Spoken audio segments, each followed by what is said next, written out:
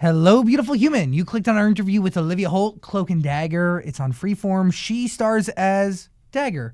She's playing Tandy Bowen, and I'm invested in the show. I'm hooked. I'm going to watch from top to whenever it ends. It's a good show. And she has new music coming out. We're going to get into everything. And we're going to talk a little bit about relationships. It's going to be a good interview, good conversation. Please leave your honest feedback in the comment section below. And we have a podcast, link in the description below. And if you want, check out Cloak-and-Dagger. It's on Freeform. You can watch any episode on the app, or it's on Hulu. Okay, enjoy. Let's do this. Zach Show. Heather, Dan, we have a guest here. Get off your phone. Olivia Holt is in the studio. Jeez, star of Cloak-and-Dagger on Freeform. Don't be rude, Dan. Get on it.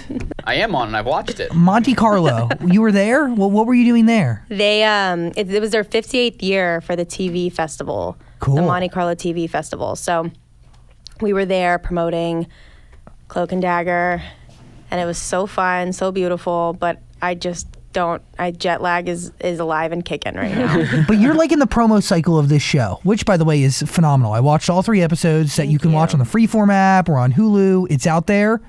Watch it. And this is going to be the first Marvel TV show that I have prepared myself to invest in. Like, I'm going to go top to whenever this decides to end and how it extends into other pieces of the franchise.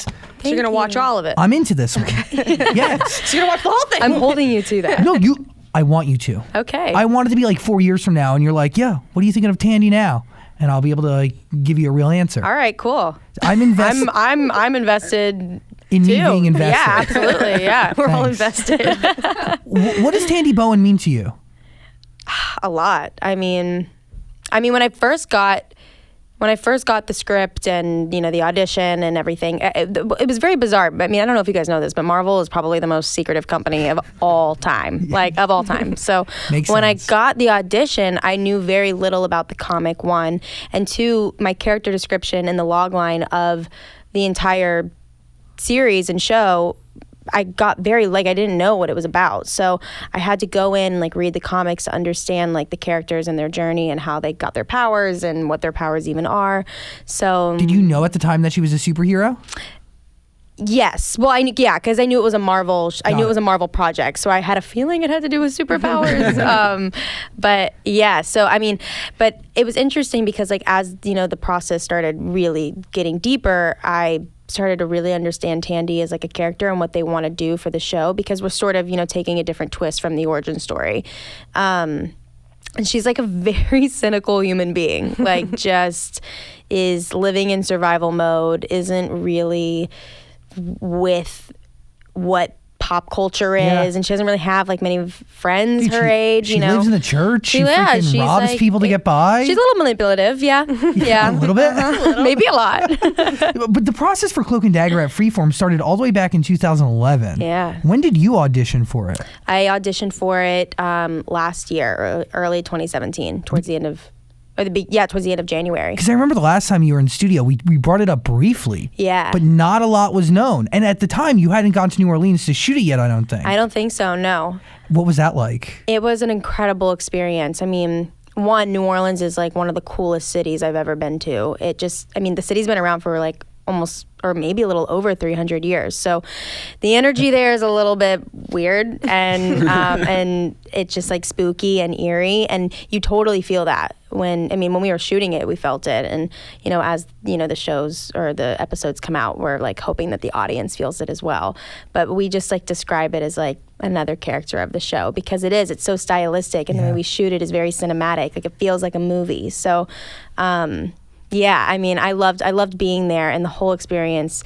I worked in sitcom for 6 years, so to go from that and then to go into a project that has so much more heavy material, it was really intense. The transition was challenging. You've entered a different role when it comes to the roles that you accept and the shows that you're a part of, and any project that you're a part of. Dude, the show opens with you pretty much hooking up with a guy, and then later in the same episode, you're snorting a pills.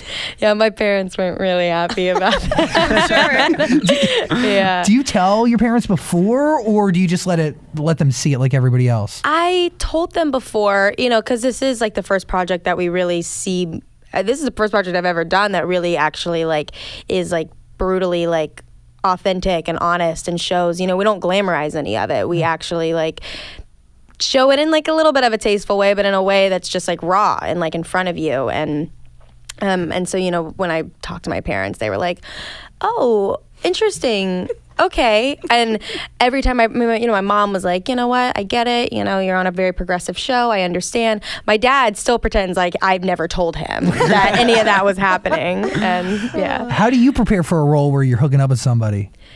I don't know. It's a lot of conversation between the two actors, I think as long as you both are in a very respective space. And that goes, along with the crew. And thank God, we had a really amazing cast and crew who just gave us the space that we needed. And not just for, the scenes that are a little more on the hooking up side, but also on the scenes that are because a lot of my scenes are emotional. So to be in that headspace, it's not just easy to like click on and click off. Like it takes a minute to sort of like get there and to be in that space. So I give props to the crew and the cast for that respect. What is that conversation then with the actor? Like, do you set parameters? Do you go through every little thing? It's very mechanical. It's very mechanical. Yeah, it doesn't feel like, it's not just like, all right, make out. It was Come like, to mama. yeah, exactly. No, it's a very mechanical situation. So, and the Carl, who plays my boyfriend in the show, Liam, he's like in a very serious, committed relationship, and we had a very intense conversation about like what our scenes looked like and what we should the respect and space that's needed and like what we both feel like we need in order to feel like safe and comfortable in those scenes. So, do you lose yourself in Tandy when you're doing a scene like that, or do you are you always kind of like half and half, like reality and acting? That's a really good question. I think. Sometimes it depends, I'm a very I substitute a lot of things when I act, just because, especially in something like this, like I've never, I have a great relationship with both my parents. I haven't lost, either of them, and we're very close, but I can imagine like losing my dad like Tandy has. And so being in that space, like it's not an easy situation to handle and or cope with, for that matter. And a lot of the things that Tandy does, like all the manipulative and anger and it stems from like losing the one person in her life she could count on and trust. And so I think Tyrone is sort of taking that place in a way, and I think that's why she starts to develop this hope again and isn't as like aggressively manipulative in the beginning. But like we're still at episode 3, right? Yeah. The public is only at 3 as of this moment, and we're at a place where you and Tyrone, who plays Dagger or is Dagger, you're Dagger, he's Cloak. Yeah. It's confusing. Yes, there's two of us. But you have daggers. Yeah. Well, they form in your hand, and they're like light crystals, and that's how you stab people and stuff. Yeah. But so far in the series, you guys haven't started anything romantic yet. No. Even though you are encouraging people to ship the relationship that is coming. So here's my personal belief, because in the comics they're lovers, like from the beginning, like they're together, like they are in a relationship. But what we want is for the audience to feel like we're not just going down this journey with them as this team, but also like we want to understand them as individuals, because I feel like that's how we're going to be able to respect them and appreciate them and understand what they're going through. Yeah, exactly. And I feel like that to me is why like I'm so attracted, or maybe just like gravitated towards shows like that, where like it takes a minute, to like build up a friendship and then maybe a relationship. So we're sort of just like character developing right now, and hopefully the audience, will eventually, like, gradually go with us down that road. We don't really know what's going to happen, but yeah.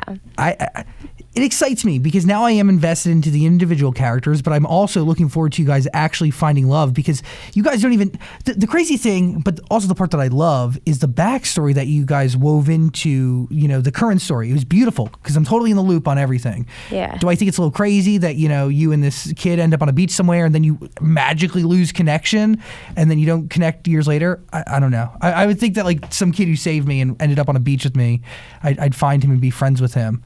But I guess he cloaked away. Right? That's how it works, yeah. Well, no, I mean, think away. about it. Like, if you really think about the situation that they went through at, like, 8 years old, they went through he lost his brother. In front of I him. lost my father.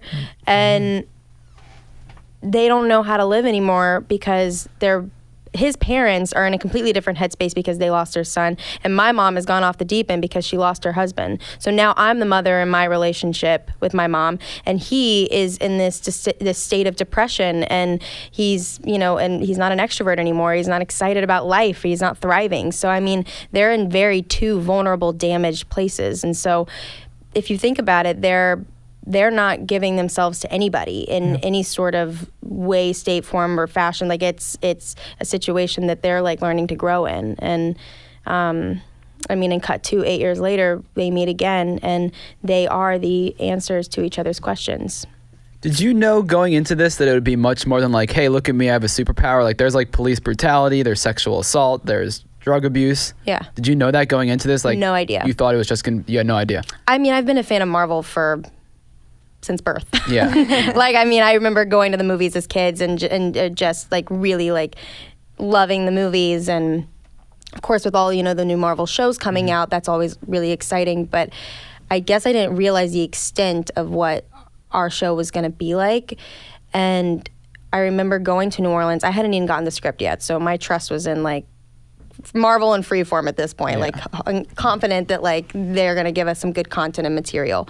I remember getting the script, getting settled in my hotel room. I open the script, I start reading it, and by the end, I'm like floored. Like honestly, like our first episode is so strong, and it was really interesting because I was like not expecting the things to happen that actually happened. I mean, we're a progressive show. We focus on cultural issues, like you said, police brutality, sexual assault, addiction, racism. I mean, there's so many things that we are focusing on, and we're not shoving it under the rug. We're making it known and aware. And I almost sort of feel like our writers like saw the future in a way, because as we were shooting the first season, Me Too movement happened, Time's Up campaign happened, March for Our Lives movement. I mean, there were so many things that were going down as we were shooting the season. So we gained so much perspective, and I feel like both Aubrey, my co-star, and I, we just felt like we were in a very interesting space where we felt like we can tell an authentic story about,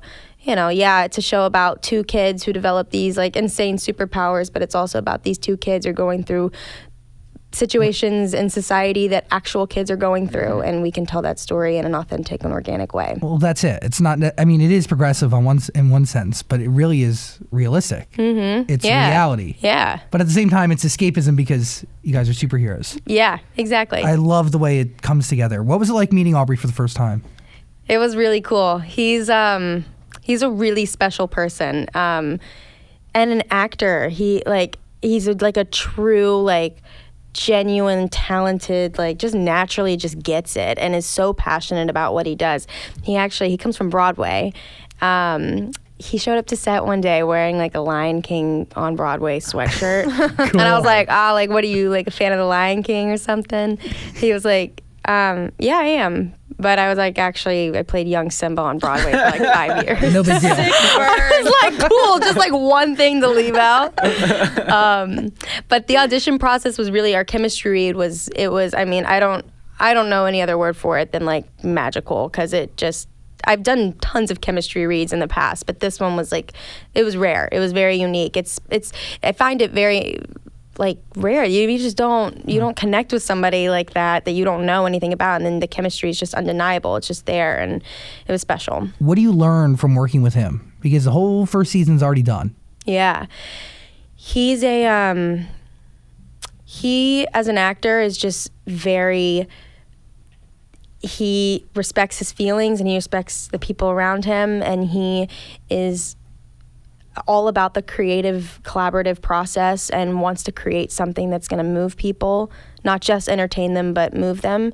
And it feels good to finally have this opportunity to be on a show where we can do that. We can entertain people, but we can also impact them, and that's what he wants. And so to share that together, that we both have that passion for it is really special. And I'm really excited to work with somebody who's just so grateful and genuinely kind. I mean, even from the beginning and towards the end of our season, he would just I would catch him and he'd just be looking at everybody on set, and I'm like, what are you thinking about? He was like, I can't believe this. He's like, I can't believe this is happening. And that's like so refreshing and cool. He's not jaded by any of it, and it's really rad. Dude, and you come from Disney Channel, a world where like you work with actors who've been doing it for a long time, and some of them could be jaded, right? And Sure. they could bring a different energy or an unappreciative energy to Sure. set. Yeah. When you approach Cloak-and-Dagger, how do you change your style? Like, how do you advance as a performer?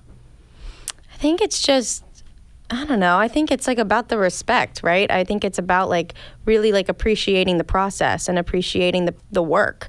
And I mean, for me, like I'm obviously very grateful for, you know, the time spent on Disney. I started working with that company when I was 12 years old, and then ended right when I turned 18. So that's like such like a pivotal, like, I mean, that's like a moment, like time in your life where you like find yourself and you crucial. Yeah, it's very crucial. So, you know, when I turned 18 and then tried to like find this transitional phase of my life of like what I wanted to do, what project I wanted to work on, and I guess I didn't really know. And, you know, now entering my 20s, I'm like, this is like what I want to do. This is the work that I want to do is moving work and impactful and inspiring work. And it's not just doing that for other people, but it's doing that for me as well. Like I feel like I'm constantly having like this great challenge in my life where I can just grow as not just an actor or even an artist for that matter, but as a human being, as an individual. And it feels really good. Are you and Tyrone ready to do this, or Aubrey ready to do this for the rest of your life? Because you guys are going to be a duo for quite some time. Yeah, no, it's, you know what's really exciting about this is I feel like for so long we've seen like just like one superhero and one superhero maybe like a sidekick. But like this is exciting because it's like they're a team. Yes. And not only are they a team, but this is the first time in television history that we're seeing superhero team that's black and that's white. Like we're an interracial duo superhero team, and that's like we're making TV history here. We're game changing it. So it's cool. It's really special. Are you ready to be connected to Tandy for the rest of your life? Because we could talk like 60 years from now, and you're still going to be doing conventions as freaking Tandy. That's what people are saying. The It's kind of Comic-Cons weird. and Like it's stuff. waking me out a little bit. $20 a headshot. Yeah, I know. I don't know, man. I don't know if I'm ready for it. I guess I like wasn't prepared. It was like just like another audition for me. Like it didn't feel like it was any different. So I guess this is like, yeah, it's like every now and then it hits me like, whoa, like now I'm a part of, you know, An Marvel elite universe. group. Like this is crazy. Yeah. Yeah, is being a superhero like what you expected? Is it cool as it looks? Yeah, it Is is. Yeah, it totally is. I mean, don't get me wrong. I definitely got my steps in on this show. Like the physicality of like the characters, and I mean, even emotionally, like where our headspaces were at, it was exhausting towards the end. But I mean, all for good reason. I mean, I've always wanted to be a superhero. Like this is really rad. And like, not only is it like, I mean, I have light daggers coming out of my hands, man. Like that's so cool. And even like, you know, I mean, our special effects team is incredible on set, but obviously, you know, they were very helpful in like helping like, because obviously I don't have like a real dagger in my you hand, don't. unfortunately. Sorry to break it to you, Hollywood baby. But like, you know, they were so helpful in like telling me, okay, like this is how it's gonna look in post, like just so you know and you're aware for your like reactions. That way it wasn't like reacting too big or even too small. So, but the dagger actually, it, you know, enhances as the season goes on and as our powers get like more powerful. And the same goes for Cloak with teleporting. Well, that's what I don't. What exactly are your powers? Because like you said, we're 3 episodes in. I'm like, your hand's always glowing. His is smoking. You're going to like bright places. He's going to dark places. I'm like, what's going on Episode 3 is a little bit trippy, but it's the perfect segue into episode 4. And so not only can I manifest light daggers out of my hands, and not only can Cloak teleport, but we also have the power. Tandy has the power of when she touches people, she sees their hopes. And when Tyrone touches people, he sees their fears. So in episode 3, that's what was going down, was whenever I touched somebody, I was like seeing Tyrone's hopes. And then I was walking through his hopes and he was walking through my fears. It's light and dark. Yeah. So it's light and dark, like power and energy working against each other. And that's why Tandy and Tyrone are constantly being pushed together and pulled apart. That's going to make having a relationship very difficult. A relationship is complicated. Yeah, you're going to want to be with each other, but you really can't. Yeah. The showrunner says that there's like a dozen Marvel Easter eggs scattered throughout the first season of Cloak and Dagger, because there are a ton of opportunities for this show to kind of play into the other shows because they all make up one universe, obviously. Right, yeah. Do you know of any of these Easter eggs? I know a couple. Well, okay. I mean, one of the obvious ones is Roxxon Corp, right. which is the company that her dad works for or worked for, and they're also the ones that blew up the what was the thing, the pier or the rig. That's the rig the on the rig. water, right. Yeah. And then also, if you really pay attention, Tyrone's mom, she is also in talks or it works with Roxxon. So if you're watching the first couple episodes, there's conversations that she's having on the phone. Yeah. You know, she's always busy and trying to get her stuff done and work done, and those conversations are with Roxxon. Whoa. Yeah, it's pretty intense. Do you? I mean, one of the things that was brought up was working Cloak and Dagger into the Avengers Infinity War, right? Yeah. I mean, Well, they stayed quiet on it, but like all I read was that like there's a possibility that in the future it could happen. I mean, I'm not opposed to it. Like, I'm all down to be an Avenger, or at least just make a cameo. Right? You know, just like Shove in the say, back. hey, do you need help? No, we're good. I have daggers. Okay. Daggers. Does like Spider-Man make an appearance in Cloak and Dagger? That's something I'm also really down for. I mean, and actually I feel like that would make sense, right? Because Tandy and Tyrone are very young, and, you know, in the new Spider-Man, he's also very young as well. We also talked about, I mean, Aubrey and I are like way game to do a crossover with the Runaways too, just because we're all along the same age and in the, you know, the sort of like same universe. So it would make more sense for Spider-Man and the Runaways and Cloak and Dagger to all, you know, meet up at some point, just because of, I think, the age situation and what they're going through, you know, in 2018. But I don't know. We'll see. I'm like begging Marvel for some sort of crossover because that would be rad. It has to happen. I mean, I'm confident it will, but you that's guys are just me. present day New Orleans. They're present day Los Angeles. Yeah. I don't know. Or New York, I guess. That's where Spider-Man's home base is. Yeah. Wow. It's just weird because watching your show, like the other ones seem a little more like cartoony with like shooting spider webs, and you guys seem more like real life.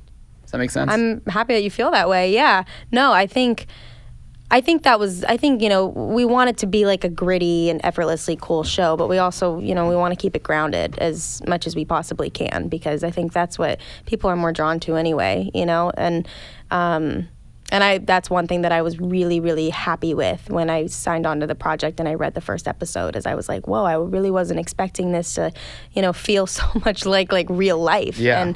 And that's what it does. It doesn't feel like it's, you know, a teen drama. Like, I mean, even my grandparents watched it and they were like, whoa, Olivia, like that was pretty cool. And that doesn't sound like them at all. I'm sorry, Grammy and Grandpa.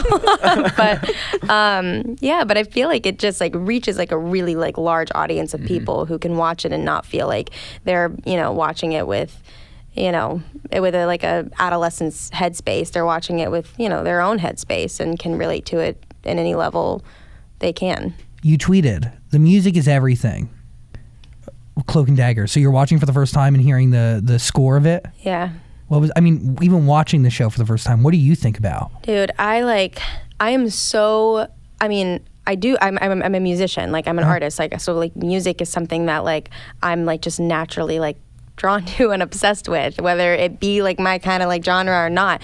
But I'm so obsessed with the music in our show, and I really did not realize that we were gonna really take it to like but our show was actually like, when we were shooting it, I remember like some of our directors that would come in, or even the writers, they would come out with they would come out onto set and they'd be like, hey, so like take a listen to this song, just sort of like feel it out and just sort of have that in mind for like the tone of this scene. Whether we use this song or not, it's going to be within this same, you know, realm and situation. And I was like, whoa, that's like really cool. I've actually like never done that before. Like, I've listened to music before scenes sometimes just because, you know, it sort of helps, but they had specific songs in mind for like what was going to happen in you know, the final edit, and that was really cool and interesting. And I'm loving like, it's just it makes such a difference. It sets a tone. Yeah, it sets a tone, And and you it also gives it get lost from everything else that's going on totally. around you. Yeah. Mm-hmm. What are the chances that you do a song for Cloak and Dagger?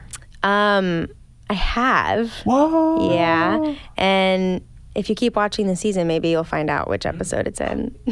Will Tandy be a musician, or is this going to be separate? I hope it's separate.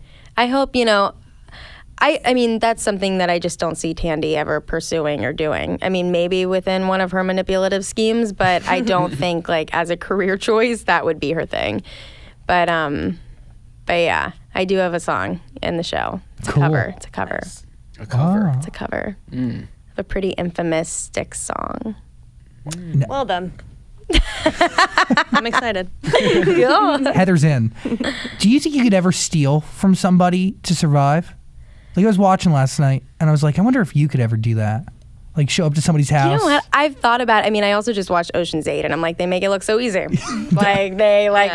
I've never wanted to be a felon anymore in my entire life. And they look like they had so much fun doing it. Yeah. I just saw it last night. I know. It's insane. I don't think I would, though. I don't know. I don't know. Maybe if you have to survive. Maybe. Honestly, yeah. If I have to survive, then maybe. But I don't even think from somebody. I think I probably just, like, hit up a local grocery store and grab a couple bags of popcorn and, like, call it a day, you know? And that's the only thing you eat. Yeah. I feel like the guilt would follow you. Probably. And then eventually you'd have to return it or, like, pay them for it. Yeah. I probably make my own popcorn. I'm sorry. I am so sorry to interrupt the interview. I'll just be real quick. Get Quip. It's the best toothbrush out there. I'm obsessed with this thing. It sticks right to my mirror. It's timed out perfectly, so I always know that I'm brushing the right amount. They send me refill heads like every month, and that's not just for convenience, it's for my health. Plus, Quip is an amazing toothbrush. It's electric, and it starts at only $25. $25 for really the best toothbrush you will ever buy. I got it for Dan, Heather, my mom, my sister, my dad. Oprah uses this toothbrush, so why shouldn't you? Quip, seriously, it's the best. Go to getquip.com/sang, and you're going to get a toothbrush starting at $25, and your free refill pack will follow. That's right. You'll get something free if you go to getquip.com/sang. Try out the Quip toothbrush. You'll love it, but I really want you to tell me what you think. So use it and get back to me. Getquip.com/sang. Okay, back to the interview. You have a new record coming out on Friday, the 22nd. Yeah. Wrong Move. It's with R3hab Thrdl. Yes. Featuring you technically. Yeah. Record's great. Thanks, man. My first listen, I'm getting a vibe that it's about somebody who went back to an ex and they realized it was the wrong move. Yeah. Am I close? Yeah, absolutely. Yeah, I think, this song is like, it's so rad and interesting and cool and weird all like within like the same like cool realm. Like I remember hearing it and being like, this is something I've never like heard before and I really like it. Production's really unique on it. Thank you. Yeah, I think so too. They sent me the song and I was like, man, I really want to put my vocal on this. This is rad. And then we did and it was pretty exciting. How'd it get to you? Like, did you know these guys, R3hab Thrdl? Yeah, I was very familiar with their work and them. And then they sent over the song to my team, and I was really obsessed with it. And we just recently shot the music video for it, and it all just sort of like intertwines and coincides in like this really cool way. Sweet. Wrong Move. I like it. Thank you. How do you take on lyrics like that when you're performing a song in the studio that's not yours? Like, what is your process like? I think it's just finding a way to make the story yours, and this is actually something that I've really experienced in like this past year has been like a really like, it's been a journey for me, just like exploring like myself and musically like what I want to do. And I don't know, I feel like I've just done music in the past. It didn't make any sense to like who I am or what I'm about or whether it was a thing that I had experienced or not. Like, I don't know. It just like, to me, it was like I wasn't doing music that made sense for myself and the things I had experienced or want to experience. And so with this song in particular, like it just spoke so much to like something that like I was just going through that it was just easy to sort of like put myself into that space, Yeah. So, that's like my goal is like, whether I write the song or not, like it's got to make sense to who I am and what I'm about and and making sure that people can relate to that or like empathize with it to a specific degree. Different from acting, right? Because you're taking somebody else's words when it comes to acting, but you're portraying a whole different character. But the music is solely you, and it's like your baby. Absolutely. Yeah, no, it's a way more vulnerable space. It's interesting because like you're not like creating a character, right? Like creating a character, it's a little bit easier because you don't necessarily, like you can pull from like personal experience, but no one really knows that. With music, people are like, oh, who's this song about? Oh, wait a second, I know who it's about, you know? And like, you're like, wait, like that's crazy. Like the people are like this is like, but it's amazing too because it's, you know, it's that release, it's that escape, it's that creative outlet for you to just like let go. What's Wrong Move about? It's basically, you know, it's about making that move to somebody who you just like can't be with anymore, like making like a mistake again, and that it's always been a mistake, and you just keep going back and back and making that wrong move again and again and again. Now you said you can relate to that. Is that happening in your life right now? Yeah. This is what I'm talking about. So Got her. This is the thing. This is what I'm saying. Do you have a boyfriend now? I don't. No. But there's been one that you keep going back to. Yeah. Uh-huh. And where are you at now? I don't know where I'm at now, but I think I'm okay with that. Like, I think I'm okay with like not knowing. And I think before I was like so serious and so caught up and like, you know, making sure that like I'm always doing the right thing, but like making the wrong move is like okay sometimes. Well, you know, learn. Like, yeah, you learn from it. Or Unless you you're don't. stubborn and you just like keep doing it again and again and again until you just can't anymore. And it's just exhausting. Yeah. Is this a public one? Let me look this one up. Are you back with this ex? No. Good. Have you thought about getting back with them? I don't really know what I want right now. And that's like what I'm saying. Like I'm cool with just being You? single and me. And like I think it's a lot about like finding like who I am. I don't know. When I get into relationships, I find myself like being a little too codependent. And maybe that's just because I'm young and I'm still like figuring it out. But like I like being independent and like having that space to just like make decisions for me, and not just in my career but even personally, you know. So I don't know. I feel like I'm in a good spot. It's tough because like everybody wants to feel loved and wants to be with somebody, and you know. Yeah, I totally get it. Yeah. But the feel like you can't be dependent on somebody else. At least not not at this phase in Dude, life. I am 20. I'm like, I just want to thrive. That's what I want to do. You're in such a position to thrive that nobody Yeah. should be clipping your wings. No, don't clip my wings. No. They are attached Yeah, spread them. forever. I'm gonna fly. But then at the same time, you got to watch out because I think there's a lot of people out there that might want to, attach themselves to your wings. Not clip them, but like weigh them down. Yeah. They're going to yeah. ride that coattail. I know, and you got to watch out. That's why you got to be aware. And I gotta- feel like sometimes when you're like in something so serious, also so young, like my brain is literally not even fully developed yet. It's good that you understand that. Yeah, no, I think like statistically, like it's like 25, right? Like You're that your right. brain is like Yeah. fully developed. So for like 5 years, like I'm gonna be changing. I will not be the same human that I am right now. No, it's true. Truth. So I found him. No, you didn't. Is his name Ray? I don't know. Yeah, it definitely is. So that we got that confirmed. But I love these headlines. I must have missed them back in November. Olivia Holt, hot and single, spending time with Taylor Lautner. Ooh. Whoa. What is Taylor like? Nice guy? Yeah, he's a really nice guy. Is he still jacked?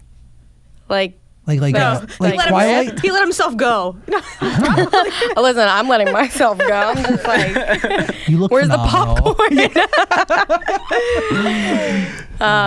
Man, you're really digging into the archives. over there. Investigative journalism over here. Yeah. Impressive. That's what we really. do. I mean, That's I what live we under do. a rock, so I don't know anything about anybody. Well, that's what the internet's saying about you.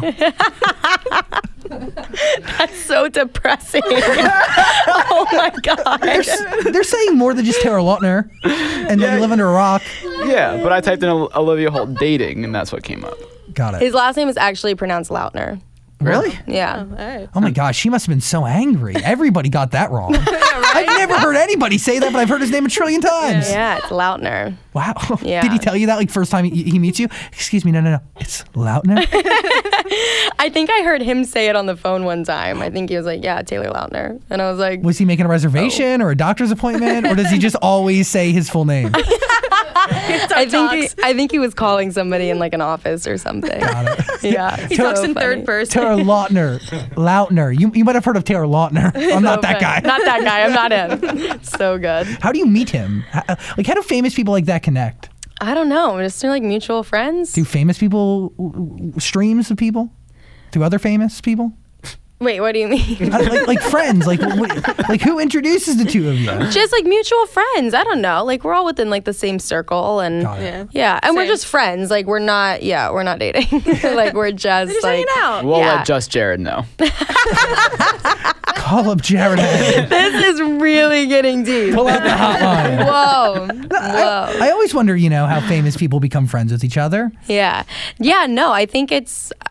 I don't know. I feel like that's such a weird thing to say, but It is. I get it. No, I get what you're saying. I mean, and it's weird too because I feel like there's just so many it's like cliquey, There's little There's like groups. groups, and then everybody like intertwines with groups, and then people get mad because you went to that group, and it's like It's high school. It's freaking high school in Hollywood, and it's crazy. I did that for, years ago. Now I'm just on Raya. Just swiping right on every celebrity I see. Heck yeah. Just hoping they connect and then sliding right in. Yep. And then getting ignored. Gotta do what you gotta do. I'll She take couldn't any even say route. it. Oh, my life. Anyway. How many guys did you have to kiss on this show? Because it has to be 3 or more, right? On Cloak and Dagger? Yes. Not a lot, actually. What- Yeah, Wasn't I it like think, 2 in the first episode? Did you? Yeah. And then Dagger, so that's the least 3. Oh gosh. No, I think only like 3 or 4 maybe. Dan's gonna start a list, and I then mean, I've ask already them. started one, clearly. He's gonna track them all down and ask them crossing them how you off did. on People Got it. Olivia has kissed in Cloak and Dagger. Well, like, do you go home and, like, rate them? No, Dan, she's a professional. No. Yeah, I'm a I professional. don't know. I just seem like, he was better than him, and he's last. He was bad. Yeah, she has a diary. Definitely kiss this one again. Well, what's also really fascinating is there's clearly like different ways to kiss, you know? Of course. And so you can tell like when Tandy's like passionately like kissing the person that she actually genuinely cares about, and then you can tell when she's like being manipulative and kissing the person just to get what she wants. Is the Tandy style different than the Olivia Holt style Okay, see, of that's kissing? weird. I'm just wondering. Like, do I you don't know. draw on like real experience? I don't know. I mean, there's only like really like what? I don't know. Dude, I feel okay. First of all, there's different ways to kiss. Let's make something really clear. I thought I was good at kissing, and then I started dating somebody 4 weeks ago, and they're from Colombia, and they've just changed my entire mindset and skill set when it comes to kissing. Yeah. Totally upgraded. But like, I don't know. Like, You feel like you're a better kisser because of dating this person? Oh yes, they've pushed me in a whole new That's dating interesting. direction. No, and I feel like sometimes I feel the same way. I actually think someone told me before that I'm not a good kisser, and I'm like, great, I've kissed like so many humans. Then Like you're this is perfect, just wonderful. But I don't think that. I feel like one person out of like The hundreds you've kissed. okay, not Yeah, no, I'm just hundreds. Let's lower that number maybe a little bit. The fives of people. The fives of people. Yeah. What did they say you did wrong? They were, I don't know. They didn't say that I did something wrong. And they didn't actually say you're a bad kisser. That's just what I heard. You heard it through the. I get it. Yeah, I don't know. It's weird. Kissing is weird. Why do we do it? It is It is a little weird, right? Why do we It's do it? disgusting. It's really disgusting. Like, why are we okay with that happening? Like with strangers too. Sometimes like, we're just like, let's lock lips. I don't know. Let me put my tongue in your mouth. Like, weird. Why do we do that? I don't know. I mean, a lot of sexual things are weird and gross. Humans are just gross. Yeah. Like, why can't we just like 100%. hold hands a little bit and cuddle? Hug. And, like, I could a hug. cuddle all day, every day Dude. until I die and be happy. I don't need to do there with anything you. else. I mean, I am 25 and a virgin still, so I don't really know about the other side. My whole life has stopped at making out with people. But whatever. You know what? I think each to their own. I feel like so many people have like a different opinion on relationships and what they're looking for in somebody. And I mean, it's just crazy like how society like sort of like puts an opinion in your head already, and it doesn't allow you to like open up your mind or your heart to anybody. And that just like, it's such a bummer because, the world is full of like, there's, a fish full of people out there, just like, Truth. and I think A fish full of people? Is that how the I don't phrase think you goes? got- Fish An full- ocean An full ocean of full fish. of fish? It's a lot. I'm really bad at analogies. Mission goal. I don't know. I shouldn't have graduated high school, that's for sure. Your brain's not fully developed yet, so it's fine. Don't Yeah, worry my brain's about not it. fully developed. I got 4 more years. It's fine. But I get what you're saying. What are you talking about? I've started. Are we okay? I don't know. No. I've started a new law in my life. I don't kiss on like the first or second date. I give That's it time. good. I agree, though. I think like it's important to like, especially like if you're looking for something, like long term or serious, like then I think like feel each other out first. Get to know each other. Get to know each other first. That's good. I like that. And anytime I make out with like a rando or like a just first date thing, it never lasts. I just move on. Yeah. Move on to the next. Come on, do your thing. Okay. Cloak and Dagger's on Freeform. One more question. Are you recording like your own new music, album, singles, any of the above? Yeah, I am. And that's like what the whole year I've been actually prioritizing that. We wrapped up first season last November, and I sort of did like a little bit of some R&R and vacay for the rest of the year. And then starting January 1st, I like got into the studio. I've been writing and recording with some really awesome, creative, talented people. And it feels good. It feels really good. Like it feels strong. And I actually feel like really proud and confident of what's been happening. And it's been nice to just like hone in on it and prioritize it. I feel like there's been so much back and forth for so many years now. And now I actually have the opportunity to like be as involved as possible. And that's, that's the goal. And I think I'm finished with like forcing things to be put out as quickly as possible. 'Cause then I'm like, I could have changed this, or like this should have been, I don't want to like second guess or question it. Like when I put out my first like real album, like I want to be like, that was so much fun and I didn't force it. It just happened organically. And right now I feel like it's in that stage of just like, I'm letting it do its thing, and I'm letting it be like an experience and a journey and not just another project. I'm letting it be something that's like truly like meaningful to me. And so, it's been 6 months like strong, and I'm hoping to, continue working on it. And I'm happy that, some cool collaborations are coming out in the meantime. I think people are really going to dig and respond to. But as far as, my own music goes, I'm really, really proud of it, and I'm excited for everybody to hear. Is Wrong Move the start of this new journey? I think so. Yeah. Yeah, I think Wrong Move is like the start of like something really cool and different and unique and quirky and creative and just like effortlessly fun, So I'm hoping people like it because it's the start of this whole new phase. It's a good record. It's going to be out on Friday. Listen to it. Try it out. Cloak and Dagger is airing on Freeform. Watch on the Freeform app or on Hulu. It is a great show. I'm invested start to finish. So I ask that you come back on maybe before the finale so we can catch up on that'd be fun. Cloak and Dagger things. Yeah. Tandy Bowen is a great character. I'm into her a lot. Me too. What does this role mean for your career? That is a very, very interesting question. I think it means, it's the first role I actually feel like I can empathize with, and that I can hopefully. There's such like a massive paradigm shift in what's happening in society right now, and Tandy is one of those people that is so unapologetically herself, whether she knows it or not, and I love that about her, and I want to like continue watching her grow. And even though she has so many struggles and she's going through a lot and doesn't know how to cope with them, she still has this motivation and drive and is passionate about everything that she believes in and won't take no for an answer. And that to me is so inspiring. And, I hope to continue seeing her go down this journey. And even the journey that she goes down with Tyrone, I think they are better together than they are apart. And that says a lot about humans and the way we connect and the way that we appreciate each other. And sometimes things can get really complicated and tricky and sticky, but at the end of the day, we're ultimately, we're one. And it doesn't matter about race, gender, religion. Like, it just is about love and companionship and loyalty and camaraderie. And I think that that's something that we all need to hold on to and remember. I hope to, that this show, I hope it moves people. So on that, you should watch it. Cloak and Dagger is on Freeform. Watch on the Freeform app or on Hulu, like I've said 1,000 times. It's It's a great show. Thank you. I appreciate you, Olivia Holt, taking the time. Happy to be here. Means a Love lot. you guys. Thank you. It always gets weird when you're around. I really hope you enjoyed that conversation. If you did, please subscribe and also check out our podcast. There's a link in the description, and also comment and like and do things. Other interviews are on the screen somewhere, so click them. Thanks for watching.